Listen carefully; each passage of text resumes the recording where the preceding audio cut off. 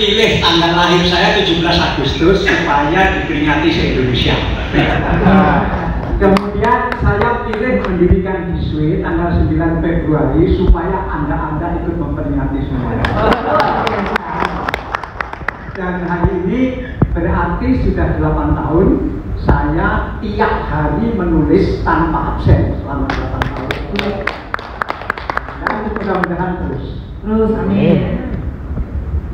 Kemudian saya yang nomor 3, karena 5 menit masih 5 menit. Yang nomor 3, saya membedakan antara media dan jurnalisme.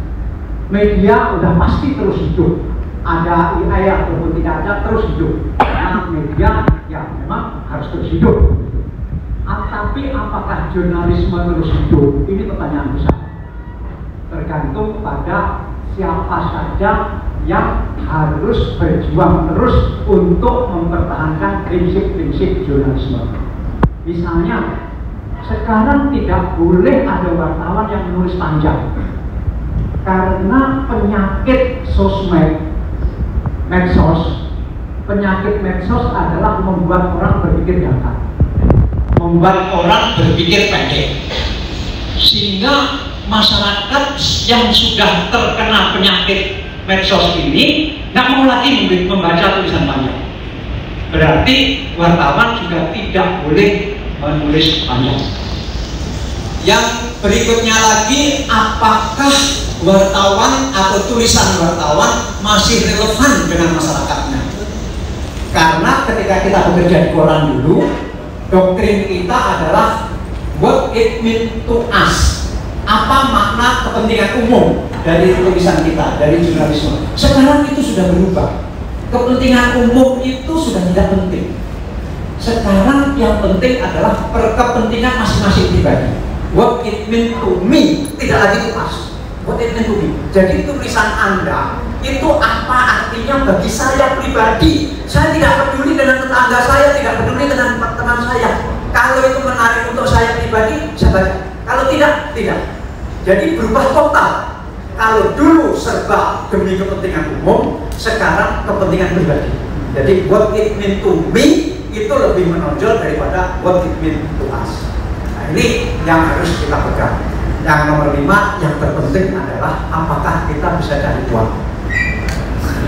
Nah, karena itu yang dibicarakan oleh Pak Ketua Komite tadi, menurut saya kita bahas kalau perlu sampai malam. Bagaimana komite ini punya gigi dan punya wibawa terhadap platform. Karena macam-macam ulah platform itu.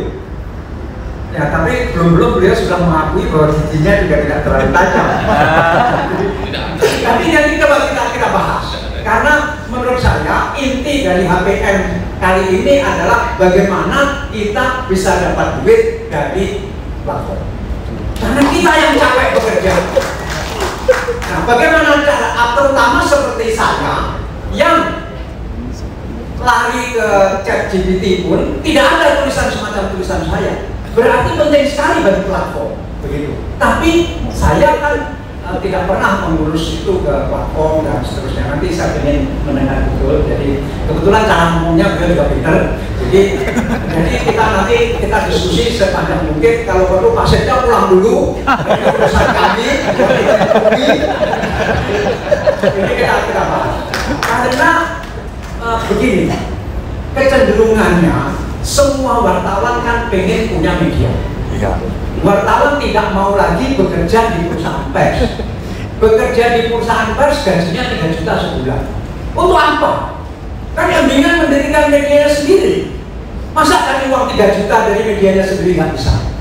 Betul. Kan mendingan bikin media sendiri sehingga sudahlah semua wartawan nggak usah bekerja di perusahaan pers. Semua bekerja di perusahaan sendiri.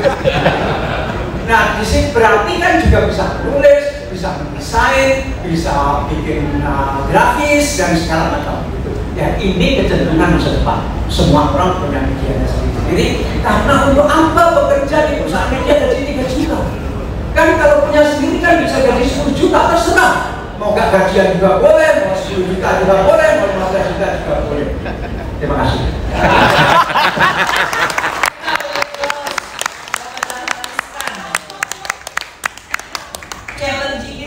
perusahaan platform digital Indonesia. Kita beri aplaus dulu. Tapi yang pertama pertanyaan dia tentang satu orang saking semangatnya bikin perusahaan pers, satu orang punya 5. Itu kan motifnya kita semua tahu, ikut tender di berita kabupaten kan begitu kan. Dia yang menang begitu. Memang ini sudah, saya setuju dengan dia tadi, sudah keterlaluan. Mencari uang boleh lah komersial, tapi masa sampai harus begitu. Nah ini ya, tapi itu terjadi. Dan kemudian untuk yang platform nasional tadi mungkin agak sulit, realistis saja, agak sulit. Tapi saya usul sehubungan dengan penjelasan tadi, saya usul bagaimana kalau kita bagi dua. Perusahaan-perusahaan pers yang merasa nilai tawarnya sudah tinggi, katakanlah seperti Disway, begitu, itu boleh melakukan sendiri kerjasama. Tetapi bagi teman-teman yang punya perusahaan pribadi-pribadi, kan syaratnya harus perusahaan tadi, syaratnya harus perusahaan. Tetapi pribadi-pribadi ini sekarang juga sudah perusahaan. Karena kalau nggak perusahaan nggak bisa juga ikut tender di kabupaten-kabupaten itu, begitu. Sudah perusahaan-perusahaan, tetapi nilai tawarnya kan masih kecil. Belakang aja lah ya, nilai tawarnya terhadap platform ini kan masih kecil. Saya usul bagaimana kalau begini?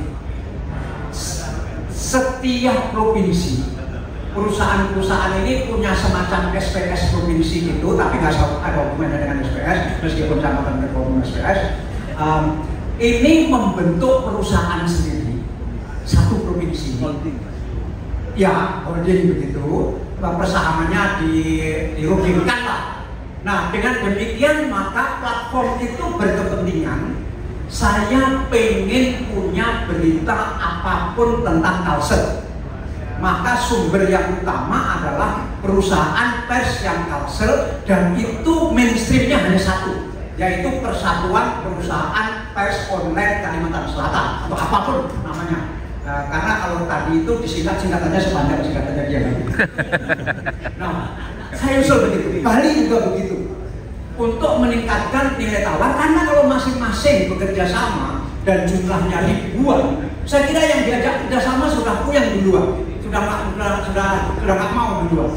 Sehingga kita sendiri juga sudah menyadari apa kekuatan kita, sehingga ini menurut saya kita coba sambil nanti suatu saat menuju ke platform nasional, supaya kita tahu cara meningkatkan nilai tawar kita kepada perusahaan platform itu.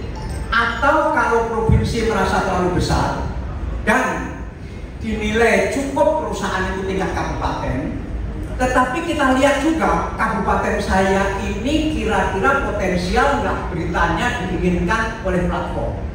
Kalau tidak, maka beberapa kabupaten sekitarnya jadi satu. Gitu. Tetapi kalau kabupaten Tanah Bumbu, wah mungkin ini diperlukan satu kabupaten saja. Saya nggak mau ikut Kalsel. Mungkin platform sudah berkepentingan dengan Tanah Bumbu, karena disitulah pusat batu bara dan pusat segala kehebohan, pusat segala orang kaya. Sehingga ya sudah, ini wartawan yang punya perusahaan pers di Tanah Bumbu sudah bikin perusahaan sendiri. Sahamnya ya diatur lah. Yang nggak mau juga nggak apa-apa.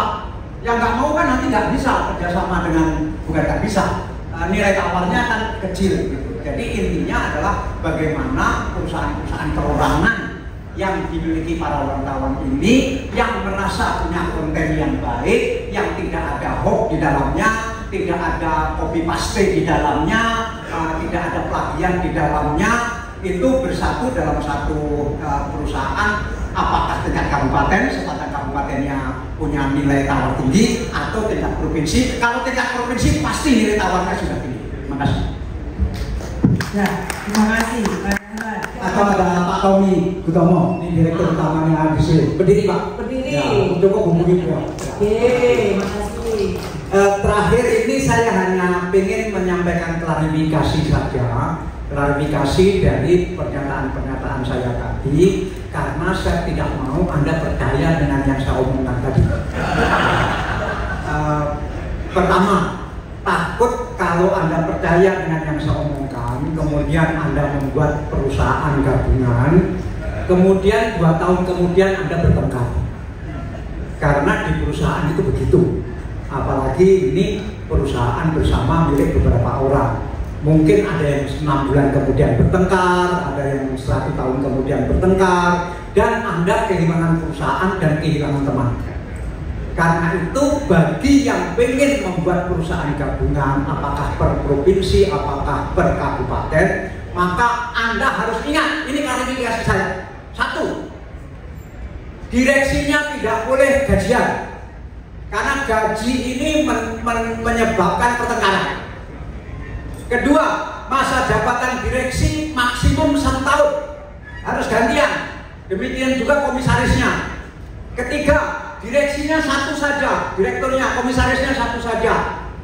Keempat, tiap tahun harus berganti direktur dan komisaris. Seperti Malaysia tiap berapa tahun itu ganti Raja Agung, Raja Agung gitu. Gak apa-apa, jadi giliran aja begitu. Yang kelima, biaya operasional perusahaan maksimum hanya 5% dari penghasilan, supaya nggak menimbulkan pertengkaran. Ketujuh, keenam, tugas direksi hanya 2. 1, menerima dan menagih penghasilan. Yang kedua, membagikan keuntungan. Hanya itu aja. Nggak boleh punya macam-macam. Nah, sehingga di akte ditegaskan semua itu supaya tidak bertengkar. Karena kita cari uang supaya bahagia, tapi cari uang bertengkar sangat tidak bahagia. Seperti saya bertengkar dengan Jawa Bos, sangat tidak bahagia. Itu yang pertama, klarifikasi pertama. Klarifikasi kedua soal Dewan Pers. Memang saya kapan itu diminta menandatangani kesediaan jadi Dewan Pers. Saya tanda tangani, tapi saya ada catatan sepanjang tidak ada calon lain yang lebih baik. Nah, itu 1. Kedua, saya sudah 74 tahun, sudah sangat tua, kalah tua sama Bioto, gitu. Nah, tetapi mungkin Anda perlu tahu, undang-undang pers kita yang kita perjuangkan bersama dulu itu tidak punya pasal peralihan. Nggak tahu bagaimana dulu pengennya, pokoknya tidak boleh ada orang yang ikut campur. Nggak boleh ada orang yang ikut campur, sampai lupa mencantumkan pasal peralihan. Pasal peralihan itu biasanya bunyinya begini: untuk pertama kali Dewan Pers dibentuk dengan cara begini. Itu tidak ada pasal itu. Jadi begitu undang-undang berlaku, bingung bagaimana cara membentuk Dewan Pers ini. Nggak ada pasalnya. Akhirnya seluruh organisasi pers dikumpulkan di Bandung waktu itu, dan di situ akan dilakukan pemilihan ketua Dewan Pers dan anggotanya. Anda tahu pertemuan itu seperti apa? Pasti Anda belum lahir waktu itu. Nah, pertemuan waktu itu kisruh luar biasa. Kenapa? Semua ketua asosiasi pers pengen jadi ketua Dewan Pers, kecuali saya. Saya diam saja melihat itu. Ini berlarut-larut rapat itu. Semua pengen jadi ketua. Akhirnya saya bicara, saya berdiri bicara. Saudara-saudara, Anda tahu saya adalah orang media yang punya kerajaan media besar. Saya bilang, tapi kenapa saya tidak mencalonkan diri?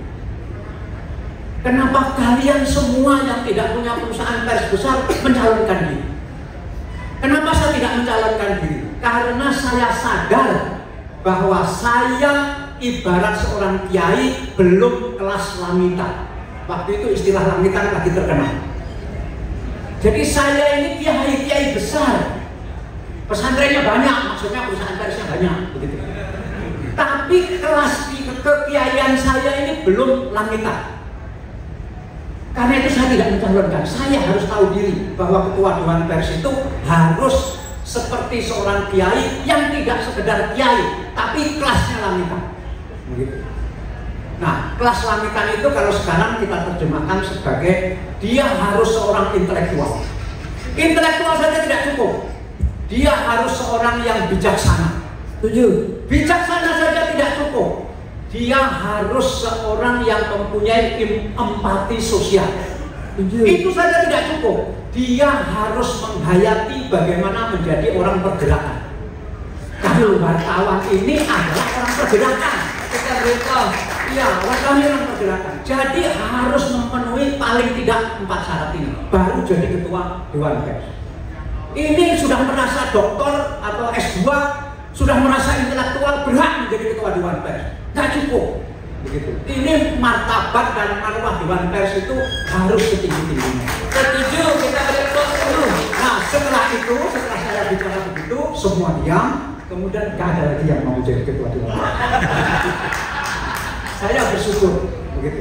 Akhirnya waktu itu kita pilih, Anda masih ingat, ketua Dewan Pers pertama adalah Pak Kusuma.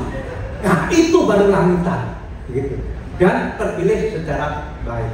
Tetapi tiang belakang masih bagus, masih langitan terus sampai Pak Nuh masih langitan, sampai Pak Azumardi Arda masih langitan. Tapi setelah itu kok gak dipertimbangkan lagi soal itu. Nah, sehingga kita harus kembali. Yang setelah itu tuh ada namanya ya? Nggak tahu saya nggak ngikuti lagi. Saya nggak ngikuti, minta maaf. Saya nggak tahu. Nggak terkenal berarti. Karena itu ini harus kembali ke sana. Nah, apakah saya sudah langitan sekarang? Mungkin sudah. Saya tidak tahu. Tetapi kalau ada orang lain yang langitan, orang lain itu yang dipilih.